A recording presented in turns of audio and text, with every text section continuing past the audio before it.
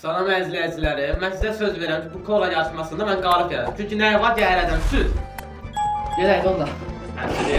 Qalib mən oldu, izləyicilərim mənə güvənə qədər. Süd, süd. Birinci sən tək. Hazırsan? Mən başlayayım. Ən uzun gələk mən alacam ha. Gəlmən lazım oldu. Yaxşı. Ay, yok, qorxdun, nə olur? Abi, atom patlı, indi mənə bak, aga. Abi, kola içmən.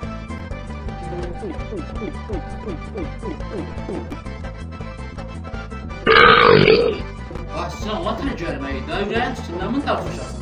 Ara, burası ara, ben ikinci tanrı dönərdim. Bir də süd. Dayı, Süd. Sizin də dayı sənsən. Süd, bu onun qalibi mənəm. Sən. Artıq kim var ki bildi? Sonra dayı sən başla, mən başlamam. Yaxşı.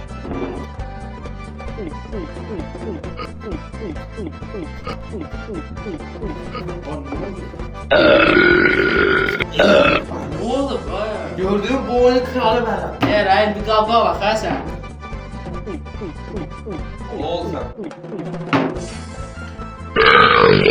Yaptın, ne olur? Həmisi qanım axı, deyil abi. Mən də nəsə bir tərəfdən burnu yaman. Getməliyəm, yarış deyəsən yarını qazım, mən tuvalete edirəm. Aa, ben...